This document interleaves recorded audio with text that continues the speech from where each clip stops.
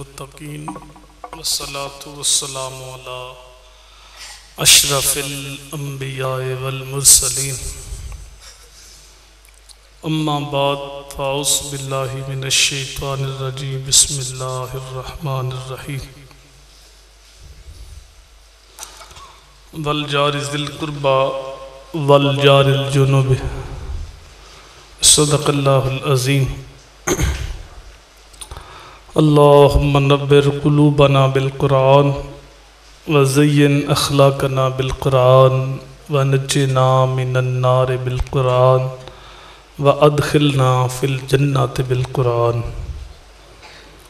قال اللہ تبارک و تعالی فی شان حبیبہ ان اللہ وملائکتہ یصلون علی النبی یا ایہا الذین آمنوا صلوا علیہ وسلموا تسلیما الصلاۃ والسلام علیک یا سیدی یا رسول اللہ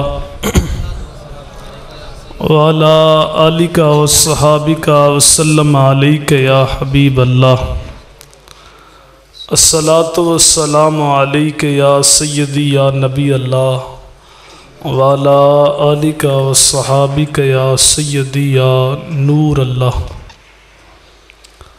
تمام تعریف و توصیف اللہ جل مجدہ الکریم کی ذات بابرکات کے لیے جو خالق کائنات بھی ہے اور مالک شش جہات بھی، اور درود و اسلام حضور پر نور شافی یوم النشور نیر بدحا راستار ما اوہا صاحب علم نشرہ سید انس و جاں سرور لالا رخاں ماہ خوباں شہن شاہ حسینہ احمد مجتبی حضرت محمد مصطفیٰ صلی اللہ علیہ وآلہ وسلم کی بارگاہ میں ہدیہ نیاز پیش کرنے کے بعد معزز سامعین کرام برادران اسلام نہایت ہی واجب الاحترام السلام علیکم ورحمۃ اللہ وبرکاتہ۔ تھوڑے وقت میں کچھ باتیں آپ کے گوش گزار کرنی ہے۔ اللہ تعالیٰ کی بارگاہ میں ہمیشہ یہ دعا رہی ہے کہ اللہ تعالیٰ میری زبان پہ سچی بات جاری فرمائے اور سچ سن سنا کے مجھے اور آپ کو قابل عمل باتوں پہ عمل کرنے کی توفیق عطا فرمائے۔ یہ میری آپ کی خوش قسمتی کہ اللہ تعالیٰ نے زندگی میں پھر ماہ سیام ماہ نور رمضان المبارک کی برکتیں ہمیں نصیب فرمائیں۔ میرے حضور نے فرمایا اگر اللہ نے میری امت کو بخشنا نہ ہوتا تو وہ ماہ رمضان کبھی بھی عطا نہ کرتا۔ اس مہینے کے روزوں کے بہانے اللہ میری گناہگار امت کو بخشنا چاہتا۔ اس کی عظمت کو بیان کرتے ہوئے امام الانبیاء ارشاد فرماتے ہیں من صام رمضانا ایمانا و احتسابا غفر لہ ما تقدم من ذنبہ، جس نے ماہ رمضان کے روزے رکھے ایمان کے ساتھ اور اپنے نفس کا محاسبہ کرتے ہوئے، اللہ اس کے پچھلے سارے گناہ معاف فرما دیتا۔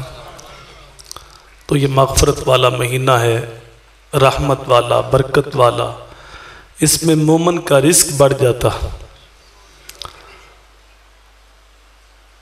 اور فرمایا اگر میری امت کو پتہ چل جائے کہ ماہ رمضان میں کیا ہے تو میری امت یہ دعا مانگے کہ مالک سارا سال ہی رمضان بنا دے۔ اس قدر برکت والا رحمت والا مہینہ، چونکہ اس میں نیکی کا وزن بڑھ جاتا ہے۔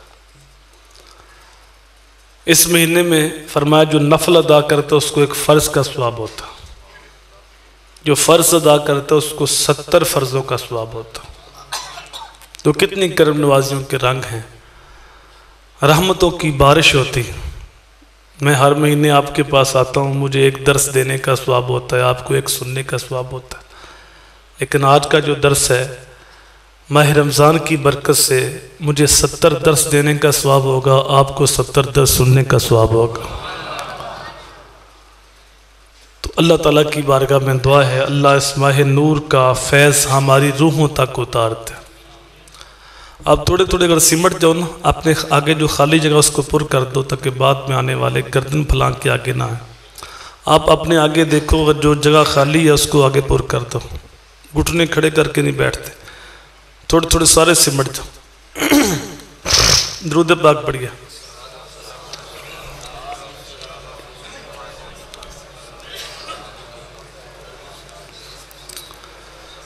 دین اسلام کو 3 حصوں میں تقسیم کیا گیا ہے. ایک ہے اعتقادات، عقیدے. اگر کسی شخص کے عقائد میں بگاڑ آ جائے تو اس کے اعمال اللہ کی بارگاہ میں قبول نہیں ہوتے، چونکہ عقائد کا دوسرا نام ہے ایمان. تو اعمال قبول ہوتے ہیں ایمان کی شرط کے ساتھ. تو جب عقائد بگڑتے ہیں تو ایمان لٹ جاتا ہے. سب سے قیمتی چیز جو حضرت انسان کو دی گئی ہے وہ دولت ایمان ہے. ایک شخص دنیا کی ہر آسودگی اپنے پاس رکھتا ہے، بینک بیلنس بہت ہے، پلازے ہیں، بلڈنگیں ہیں، پراپرٹی ہے، دنیا کی ہر آسودگی اس کی دہلیز پہ لونڈی بن کے کھڑی ہے، لیکن ایمان کی دولت نہیں تو نکما آدمی ہے. اور ایک آدمی نان شبینہ کو ترستا ہے. ایک وقت کھانا ملتا ہے، دوسرے وقت کا نہیں ملتا. تن ڈانپنے کے لیے پورا کپڑا بھی نہیں، سر چھپانے کے لیے اپنی چھت بھی نہیں. گم نام ہے، کوئی پوچھتا نہیں. ریڑھی پہ فروٹ لگاتا ہے، اپنی گزر بسر کرتا ہے، لیکن سینے میں ایمان کی دولت ہے تو خوش قسمت آدمی. اسے اپنے مقدر پہ ناز کرنا چاہیے کہ مجھے رب نے وہ دولت دیا جو ٹرمپ کو بھی نصیب نہیں. تو قیمتی متاع جو ہے وہ ایمان ہے. تو جب عقائد میں خرابی آتی ہیں تو یہ قیمتی چیز ضائع ہو جاتی.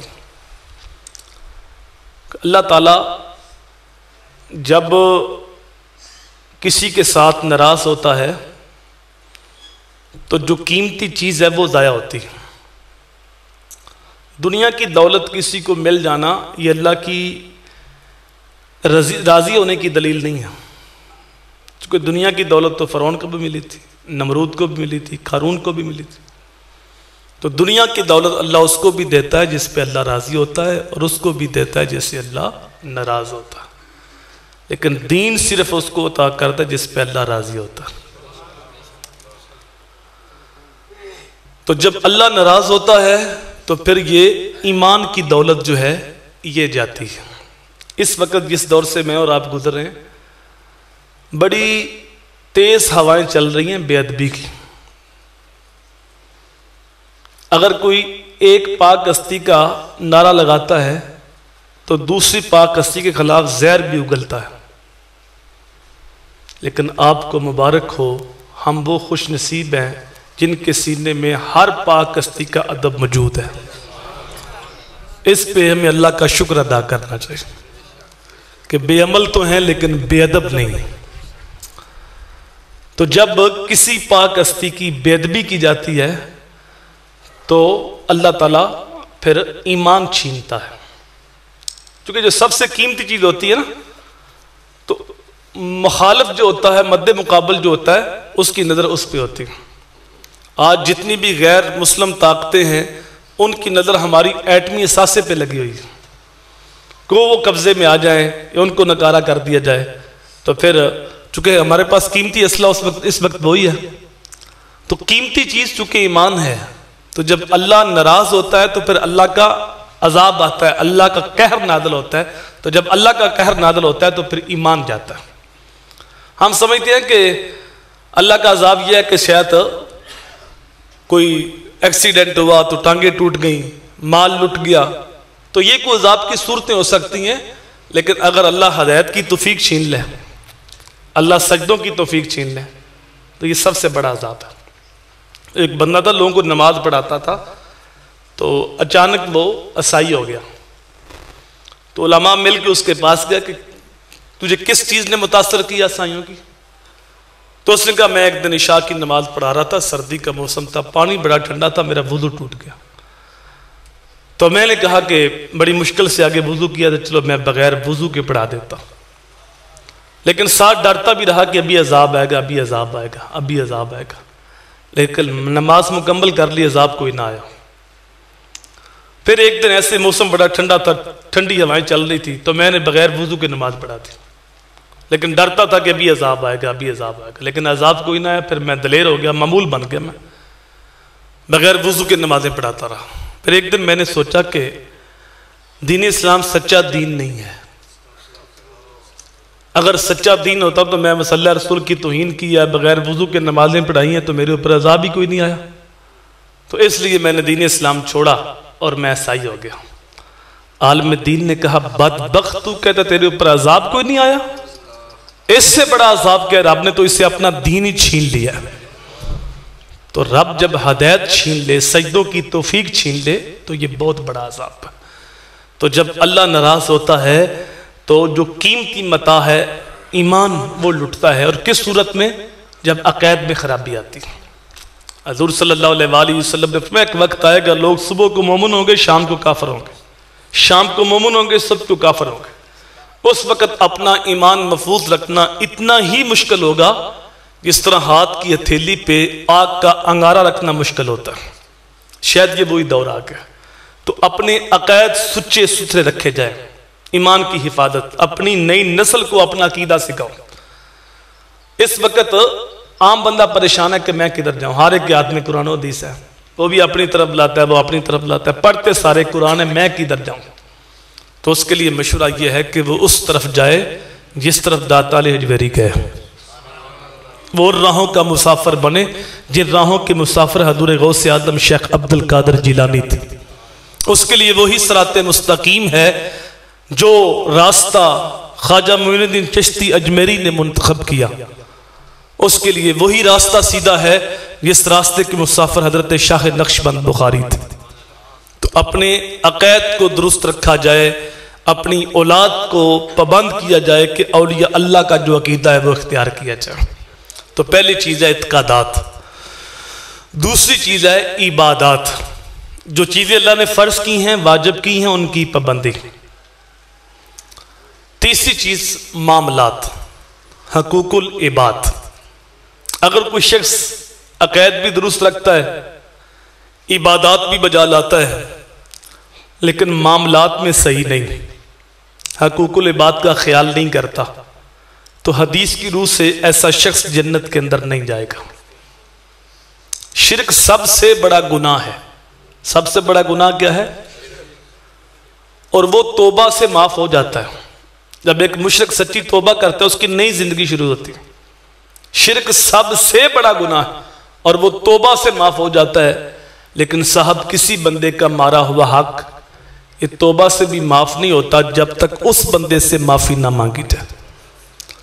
تو حقوق العباد کا مسئلہ جتنا حساس مسئلہ ہے اتنا ہی اس مسئلے سے غافل ہے۔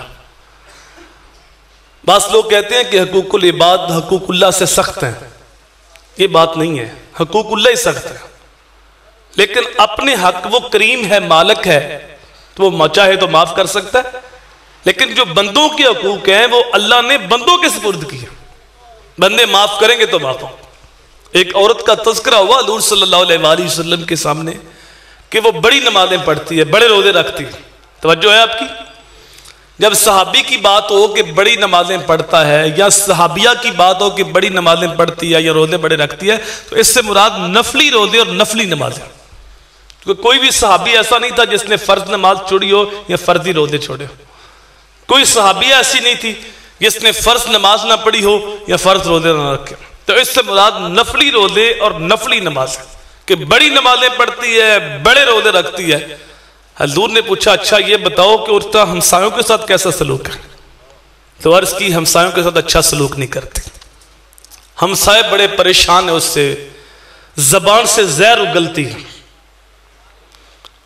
شب و ستم کرتی ہے، برا بلا کہتی ہے، ان کو اذیت دیتی ہے، میرے حضور نے فرمایا جہنم میں جائے گی، اس کی نمازیں روزے اس کو بچا نہیں سکیں گے۔ پھر ایک اور عورت کا تذکرہ ہوا کہ اس کے پاس کثرت کے ساتھ نمازیں نہیں ہیں، کثرت کے ساتھ روزے نہیں ہیں، یعنی فرض نمازیں ہیں، فرض روزے، نفلی روزے کوئی نہیں، نفلی نمازیں بھی کوئی نہیں۔ میرے حضور نے فرمایا بتاؤ ہمسایوں کے ساتھ کیسا سلوک کرتی؟ آقا بہت اچھا سلوک کرتی، ہمسائے بڑے خوش ہیں، میٹھے بول بولتی، حسن اخلاق کے ساتھ پیش آتی ہے۔ میرے حضور نے فرمایا جنت میں جائے گی۔ قیامت کے دن میزان کے اندر جو نامہ مال میں وزنی عمل ہوگا وہ حسن اخلاق ہوگا، وہ میٹھے بول ہوگے۔ قیامت کے دن میزان کے پلے کو جو جھکا کے رکھتے ہیں وہ حسن اخلاق ہے، میٹھے بول ہیں۔ تو ہمسائے کے حقوق جو ہیں قرآن پاک کے اندر جو بیان کیا گیا، والجار ذی القربى والجار الجنب، جو قریب کا ہمسایہ ہے اس کے ساتھ بھی حسن سلوک کرو، اور جو دور کا ہمسایہ ہے اس کے ساتھ بھی حسن سلوک کرو۔ ہمسایہ تین طرح کا ہوتا ہے، ہمسایہ بھی ہے، رشتہ دار بھی ہے، مسلمان بھی ہے۔ اس کے تین حق ہے تمہارے اوپر۔ ایک ہمسایہ ہے، مسلمان ہے، رشتہ دار نہیں، اس کے دو حق ہیں۔ ایک مسلمان بھی نہیں، رشتہ دار بھی نہیں، کافر ہے لیکن ہے ہمسایہ، اس کا بھی ایک حق ہے تمہارے اوپر۔ تو پنجابی کا محاورہ ہے ہمسایہ ماں جایا، ہمسائے کی مثال ماں جائے کی مثال ہوتی ہے۔ کوئی مشکل وقت ہے، رشتہ دار بعد میں پہنچتے ہیں، ہمسائے پہلے پہنچتے ہیں۔ اگر ہمسایہ لفظ کی طرف غور کر لیا جائے، ہمسایہ ایک سائے میں رہنے والا، ہمسایہ جس سائے میں میں رہتا ہوں اسی سائے میں وہ رہتا ہے، اور یہ بڑا وسیع مفہوم رکھنے والا لفظ ہے۔ یہ صرف وہی ہمسایہ نہیں جس کا مکان تمہارے مکان کے ساتھ ہے، وہ بھی ہمسایہ ہے، بلکہ اس کی تعداد حدیث میں ہے کہ 40 گھروں تک ہمسایہ ہے۔ اور اس کی شرح میں علماء نے کہا کہ 40 دائیں گھر، 40 بائیں، 40 آگے، 40 پیچھے، یہ ہمسایوں کی حدود بیان کی گئی۔ لیکن صرف یہاں تک ہی نہیں، جو تمہارے ساتھ کٹھے نماز پڑھتے ہیں یہ بھی تمہارے ہمسایہ ہیں، جو کالج کے اندر، یونیورسٹی کے اندر تمہارے ساتھ تعلیم حاصل کرتے ہیں وہ بھی تمہارے ہمسایہ ہیں، جو تمہارے ساتھ کسی فیکٹری میں، کارخانے میں کام کرتے ہیں مل کے وہ بھی تمہارے ہمسایہ ہیں، جو کٹھے سفر کر رہے ہیں وہ بھی تمہارے ہمسایہ ہیں، جو شراکت کے ساتھ تمہارے ساتھ کاروبار کرتے ہیں وہ بھی تمہارے ہمسایہ ہیں۔ ان سب کے ساتھ حسن سلوک کرنے کا اسلام ہمیں درس دیتا ہے۔ یہ پتہ نہیں ہم نے کہاں سے سیکھا ہوا ہے، کوئی ایک قدم پیچھے ہٹے ہم 10 قدم پیچھے ہٹیں گے، کوئی ہمسائے سے غلطی ہو جائے نا چھوٹی سی تو ہم جتنی 10 گنا بڑی زیادتی نہ کر لیں ہمارے دل کو تسکین نہیں ملتی۔ اور صاحب معاف کرنے کا انداز اختیار کرو، آج تم کسی کی غلطی معاف کرو گے، رب تمہاری غلطیاں معاف کرے گا۔ میرے حضور کی یہ تعلیم نہیں، میرے حضور تو فرماتے جو تلق توڑے تم اس سے بڑھ بڑھ کے تلق جوڑو، جو تمہیں محروم رکھے تم اس کی جولیاں بھر دو، جو ظلم کرے تم اس کو معاف کر دو۔ بلکہ میرے حضور نے فرمایا جو سلوک کرنے میں پہل کرتا ہے کل جنت میں بھی وہی پہلے جائے گا۔ حضرت امام حسین رضی اللہ تعالی اور حضرت امام محمد بن حنفیہ، ان دونوں کی آپس میں شکر رنجی ہو گئی۔ یہ دونوں باپ کی طرف سے سکے بھائی ہیں، مائیں الگ الگ ہیں۔ حضرت امام حسین سیدہ فاطمہ کے صاحبزادے اور محمد بن حنفیہ حضرت حنفیہ کے صاحبزادے۔ ناراضگی ہوگی کسی وجہ سے، محمد بن حنفیہ نے سوچا کہ حسین میرے بڑے بھائی ہیں، میں جا کے معافی مانگ لیتا ہوں، منا لیتا ہوں۔ رستے میں یہ فرمان یاد آ گیا جو سلو کرنے میں پہل کرتا ہے کل جنت میں بھی وہی پہلے جائے گا۔ قدم رک گیا یکدم کہ حسین میرے بڑے بھائی ہیں اور میں سلو کرنے میں پہل کر رہا ہوں، کل مجھ سے برداشت ہوگا میرا بڑا بھائی بعد جنت میں جائے میں پہلے جاؤں؟ واپس پلٹا، رکا، لکھا بھائی حسین کو جناب میں تو آپ کو منانے کے لیے آ رہا تھا، رستے میں حضور کا فرمان یاد آیا تو میرے قدم رک گئے، میں تو یہ گوارا ہی نہیں کر سکتا کہ میرا بڑا بھائی بعد جنت میں جائے میں پہلے جاؤں، لہذا میں ناراض بیٹھا ہوں، آپ آئیں مجھے منائیں تاکہ جنت میں بھی آپ ہی پہلے جائیں۔ اللہ اکبر، یہ تھا ان کا کردار۔ لیکن آج اس تعلیم کو ہم بھول چکے ہیں، سکے بھائی ایک دوسرے کے ساتھ نہیں بولتے، سکے بہنیں نہیں بولتی، بلکہ اپنی اولاد کو منع کر رہے ہوتے ہیں۔ بھائی بھائی سے ناراض ہو گیا نا تو اولاد کو منع کر رہا ہے کہ میرے بھائی پہلے ہیں تیرے چاچے بعد اتنے، جب میں نہیں ملتا تو کیوں ملتا؟ ماں منع کر رہی ہوتی ہے کہ میرے بھائی پہلے ہیں تیرے ماموں بعد میں ہیں، میری بہن پہلے تیری خالہ بعد میں، جب میں نہیں ملتی تو کیوں ملتا؟ یہ قطع تلقی کا درس دے رہے ہیں۔ اور یاد رکھو تلق توڑنے والا شب برات کو بھی نہیں بخشا جاتا، شب قدر کو بھی نہیں بخشا جاتا۔ جس دن عام مغفرت کا اعلان ہوتا ہے یہ بد نصیب اس دن بھی نہیں بخشا جاتا۔ تو یہ بات ماں باپ کی مانی بھی نہیں جائے گی، یاد رکھیے۔ لا طاعۃ المخلوق فی معصیۃ الخالق، جہاں اللہ اس کے رسول کا حکم ہے وہاں کسی اور کی بات نہیں چلتی۔ جب وہ تلق توڑنے کا حکم تمہیں دے رہے ہیں نا تو ان کے سامنے خاموشی اختیار کرو، لیکن علماء کہتے ہیں چوری چوری ان رشتوں کو ملتا رہے تاکہ تلق توڑنے کے زمرے میں نہ آئے۔ تو اسلام ہمیں جوڑنے کا حکم دیتا ہے، توڑنے کا حکم نہیں دیتا۔ تو بڑا تعجب ہوتا ہے، بڑا دکھ ہوتا ہے جب یہ پکیزہ رشتے آپس میں ٹوٹتے ہیں، بات پیچھے کوئی نہیں ہوتی۔ چھوٹی سی بات پہ میرا بچہ ہمسایہ کے گھر گیا تھا تو اس نے ڈانٹ دیا تھا، اس وجہ سے نفرت شروع ہوئی، جھگڑا شروع ہوا۔ میں پچھلے ہفتے ایک جگہ فجر کے بعد درس دینے کے لیے گیا تو مجھے بتایا گیا کہ ہمارے مسجد کے نمازی آپس میں چھوٹی چھوٹی بات سے، بات معمولی ہوتی ہے نا، نمازیوں کا کیا مسئلہ ہے، یہی بات ہوگی، یہ پنکھا کیوں چلایا تو نے، یہ لائٹ کیوں تو نے بند کی، تو آپ کو پتا ہے بابے اونچی اونچی بولنے لگ جاتے۔ تو اتنی سی بات پہ تو بات بڑی تو مسجد کے اندر پھر آوازیں بلند ہوئی، پھر گالیاں بکی ایک دوسرے کو، مسجد کے اندر کھڑے ہو گئے۔ تو میں یہ بد نصیب دن بھی آنے تھے امت کے اوپر کہ مسجد کا تقدس کا خیال بھی نہیں کرنا تھا۔ حالانکہ یہ علامت تو منافق کی بیان کی ہے لوگ نے، ہم تو مسلمان ہیں۔ یہ چار علامتیں جو منافق کی بیان کی ہے دور نے کہ جب بات کرے گا تو جھوٹ بولے گا، وعدہ کرے گا تو وعدہ خلافی کرے گا، امانت میں خیانت کرے گا، غصے میں آئے گا تو گالیاں دے گا۔ یہ چار علامتیں منافق کی بیان کی گئی۔ ہم تو مسلمان ہیں اور ہم مسجد میں کھڑے ہو کے گالیاں دے رہے ہوتے ہیں۔ یہ میرا ہمسایہ ہے نماز پڑھتا جو میرے مال ساتھ مل کے، اس کے ساتھ حسن سلوک کرنے کا ہمیں درس دیا گیا۔ تین قسمیں دور نے فرمائی۔ اللہ کی قسم وہ شخص مومن نہیں، اللہ کی قسم وہ شخص مومن نہیں، اللہ کی قسم وہ شخص مومن نہیں۔ صحابہ نے پوچھا آقا کون؟ فرمایا جس کی شرارتوں سے اس کا ہمسایہ محفوظ نہیں۔ اور ایک موقع پہ فرمایا جو شخص خود تو پیٹ بھر کے سوتا ہے اور اس کا ہمسایہ بھوکا ہے اور اس کو پتا ہے وہ بھوکا ہے، حضور نے فرمایا وہ مجھے مانتا ہی نہیں، اس کا میرے اوپر ایمان ہی نہیں۔ حضور صلی اللہ علیہ وآلہ وسلم نے فرمایا جبریل علیہ السلام نے کثرت کے ساتھ ہمسایہ کے حقوق بیان کیے، مجھے گمان ہوا کہ ہمسایہ کہیں وراثت کا حقدار نہ بن جائے۔ حضرت مجاہد کہتے ہیں میں عبداللہ بن عمر کے پاس بارگاہ میں گیا تو ان کا خادم بکری ذبح کر رہا تھا، تو آپ اسے فرما رہے تھے جب بکری ذبح کر لو نا تو سب سے پہلا تحفہ میرے ہمسائے کو بھیجنا، جو یہودی ہے اس کو بھیجنا۔ تو میں نے کہا کہ اللہ تم پہ راضی ہو یہودی کو تحفہ بھیجنے؟ فرمایا ہاں ہاں، حضور نے کثرت کے ساتھ ہمیں ہمسائے کے حقوق بیان کیے، ہم ڈر گئے تھے کہ کہیں وراثت میں حقدار نہ بن جائے۔ تو ہمسائے کے یہ حقوق اگر ہم اپنے اسلاف کو دیکھیں کہ ہمسایوں کے ساتھ کتنے اچھے سلوک انہوں نے کیے، ہماری طبیعت باغ باغ ہو جائے۔ محدثین میں ایک نام ہے حضرت ابو حمزہ، ان کے ہمسائے کو پیسوں کی ضرورت تھی تو انہوں نے لکھ کے لگا دیا کہ میں مکان فروخت کرتا ہوں، 2000 مکان کی قیمت لوں گا اور 2000 دینار ابو حمزہ کی ہمسائیگی کے لوں گا۔ لینے والوں کی قطار لگ گئی کہ ہم 4000 دینے کو تیار ہیں، ہمیں ابو حمزہ کی ہمسائیگی کا شرف مل جائے۔ جب ابو حمزہ کو یہ خبر پہنچی کہ میرا ہمسایہ مکان بیچ رہا ہے، اسے پیسوں کی ضرورت ہے، جلدی جلدی 4000 دینار خادم کو دے کے بھیجا، کہا جا میرے ہمسائے کو دے آ اور اسے کہا میری طرف سے تحفہ رکھ لے لیکن مجھے چھوڑ کے نہ جائے۔ یہ کردار تھا ان کا۔ لیکن ہمارا حال، ہم اپنے گریبان میں بھی جا کے ہمارا ہمسایہ مکان بیچ رہا ہو نا تو ہم کہتے ہیں مکان تو 15 لاکھ کا ہے لیکن پھنسا ہوا ہے، اب وہ 12 کا دے رہا ہے، 10 کا دے رہا ہے، ہاتھوں ہاتھ اٹھا لو۔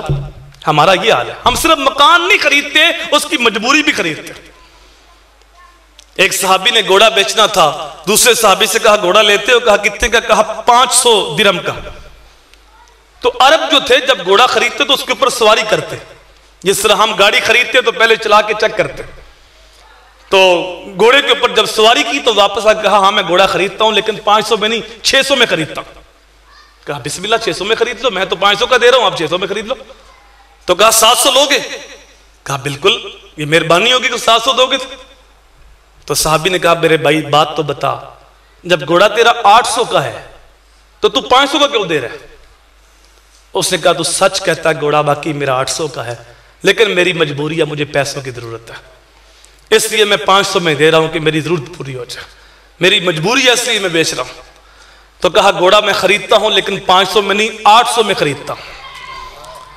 کہا ٹھیک ہے، 800 دے دیا، گھوڑا لے لیا۔ تو صحابی نے پوچھا میرے بھائی جب میں تجھے 500 کا دے رہا تھا تم 800 کا کیوں خرید رہا ہے؟ اس نے کہا میری بھی مجبوری ہے۔ کہا وہ کیا؟ کہا رسول کریم کا فرمان۔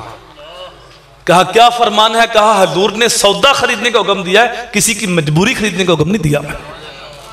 تو ہم صرف مکان نہیں خریدتے، لوگوں کی مجبوریاں بھی خریدتے کہ فلاں بندہ پھنسا ہوا ہے، پراپرٹی بیچ رہا ہے، پراپرٹی کروڑ کی ہے، اب وہ 70 لاکھ کی دے رہا ہے۔ جب ہے کروڑ کی تو 70 کی کیوں لے رہا ہے؟ اور جب جو لوگ رہتے اسی طاق میں کہ فلاں مجبور ہے اس کو خرید لو، فلاں مجبور ہے اس کو خرید لو، پھر ایک وقت آتا ہے اس کی اپنی پراپرٹی کوڑیوں کے دام بک رہی ہوتی۔ کیا تم نے بادشاہوں کو فقیر ہوتے نہیں دیکھا؟ لیکن ہم بھول جاتے ہیں اس مستقبل کو، یہ وقت ہمارے اوپر بھی آنے والا۔ اللہ اکبر۔ جب اسلام کا عروج تھا، مسلمان جب عروج کا سفر کر رہے تھے تو غیر مسلم طاقتوں نے ایک جاسوس بھیجا بغداد میں کہ پتہ کرو کہ مسلمان جو اتنی زیادہ ترقی کر رہے ہیں اس کی وجہ کیا۔ تو وہ ایک ہوٹل پہ آیا، اس نے کھانا کھانا تھا، تو جب کھانا کھا کے نکلنے لگا تو کاؤنٹر پہ پیسے دینے لگا، تو اس نے کہا کہ تیرا بل ایک مسلمان ادا کر گیا۔ تو اس نے کہا میں تو اجنبی ہوں، مسافر ہوں۔ کہا ہاں اس نے یہ سمجھا تھا کہ یہ کوئی کھانا کھانے والا مسافر ہے۔ تو مسلمان نے کہا کہ دوپہر کا کھانا میری طرف سے۔ تو رکا اس لیے نہیں کہ کہیں تو اس کا شکریہ نہ ادا کرے۔ اس واقعے نے اسے بڑا متاثر کیا۔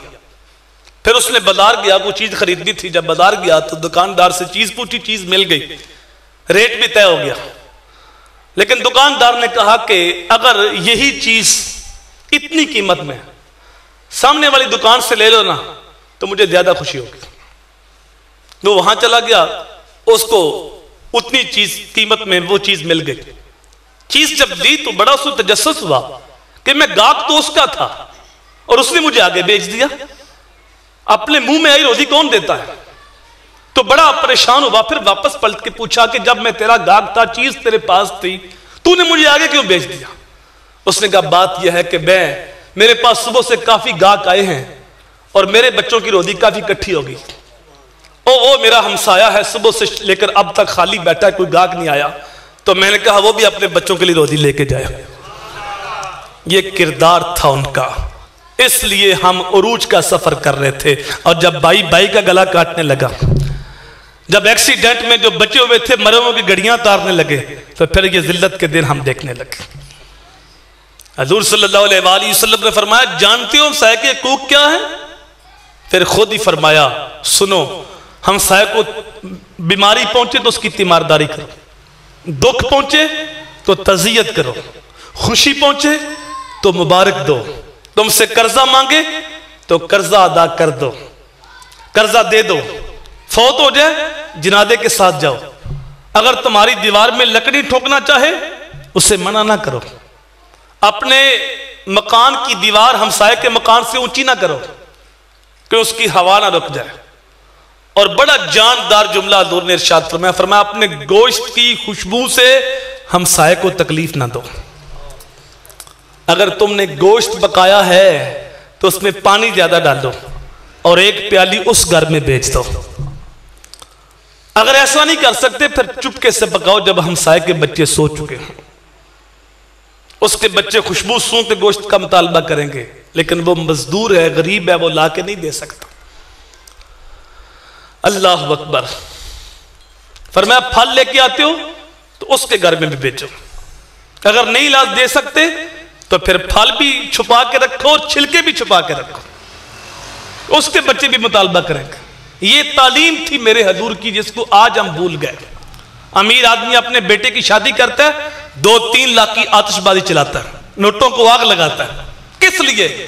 صرف داد وصول کرنے کے لیے کہ چیمہ صاحب نے، خان صاحب نے، چٹا صاحب نے، ملک صاحب نے حد کر دی، ساری رات بستی والوں کو سونے نہیں دیا، آتش بازی ہوتی رہی، لیکن یہ نہیں سوچا کہ میرے غریب ہمسائے کی جوان بچیاں اپنے باپ کی دہلیز پہ بیٹھی بوڑھی ہو رہی تھی، یہ 2-3 لاکھ چپکے میں اس کے گھر میں دے آتا اور اسے جا کے بتاتا کہ مجھے رب نے خوشی دی ہے، میرے بیٹے کی شادی ہے، تو میں فضول خرچی کر کے شیطان کا بھائی نہیں بن رہا، تو میرا بھائی ہے، یہ میری طرف سے تحفہ رکھ لے اور اپنی بچیوں کی شادی کر لینا۔ وہ تو خوش ہوتا ہی، لیکن اللہ بھی خوش ہوتا، اللہ کا رسول بھی خوش ہوتا، اور اس کی روح کو تسکین بھی ملتی، لیکن ہم نفس کی تسکین کا سامان کرتے ہیں، روح کی تسکین کا سامان نہیں کرتے۔ حضرت باقر بستامی کا نام آپ نے سنا ہے، یہ تصوف کے جو 10 بڑے امام ہیں نا، ان میں سے ایک کا نام باقر بستامی، اتنے اونچے قد کے مالک ہیں، ساری زندگی خربوزہ ہی نہیں کھایا، اس ڈر سے کہ حضور سے خربوزہ کھانا ثابت ہے، لیکن یہ نہیں پتا حضور نے کاٹ کے کھایا تھا یا توڑ کے کھایا تھا، کہیں سنت کی مخالفت نہ ہو جائے، ساری زندگی اس ڈر سے خربوزہ ہی نہیں کھایا۔ جب حج پہ گئے تو 14 سال میں بستام سے مکے پہنچے، اتنا لمبا سفر نہیں، اتنا وقت کیوں لگا؟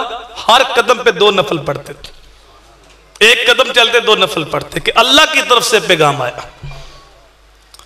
جب وہاں پہنچے تو 14 سال لگ گئے، کعبۃ اللہ پہ نظر پڑی تو آنکھیں جھکا لی، مریدوں نے کہا اتنا لمبا سفر کیا ہے، آج مقصود سامنے آیا ہے تو آنکھیں کیوں جھکا لی؟ تو کہا اگر پتھر ہی دیکھنے تھے تو بستام میں تھوڑے تھے۔ تو جب دوسری بار نگاہ اٹھائی پھر کعبہ بھی دیکھا، کعبے والا بھی دیکھا، پھر آنکھیں بند کر لی، کہا حضور اب کیا بات ہے؟ کہا جب وہ نظر آتا ہے تو درمیان میں پتھر کیوں نظر آتے ہیں؟ تو جب تیسری بار نگاہ اٹھائی جدھر دیکھا اس کے جلوے نظر آئے تھے۔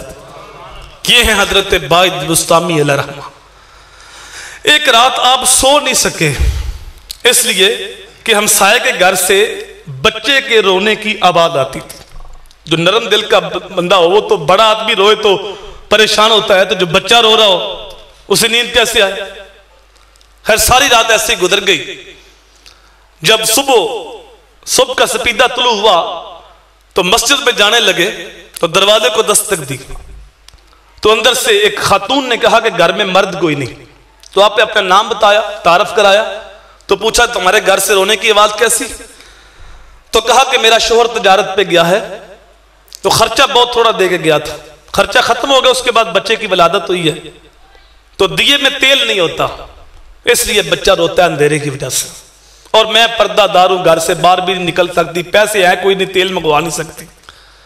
اللہ اکبر۔ نماز کا وقت تھا، نماز پڑھ کے جب واپس آئے تو گھر والوں کو بلایا، کہا کہ میرا یہودی ہمسایہ گھر میں نہیں ہے، خواتین کو کسی چیز کی ضرورت ہو تو کمی نہیں آنی چاہیے۔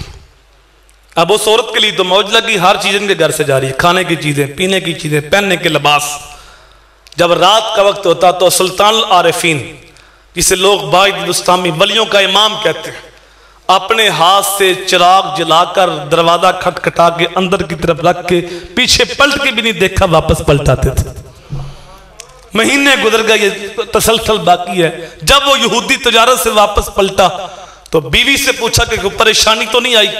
وہ تو پریشان تھا، خرچہ ختم ہو گیا ہوگا، بیوی پریشان ہوئی ہوگی، لیکن بیوی نے کہا جب اتنے اچھے ہمسائے ہو تو پریشانی کس بات کی؟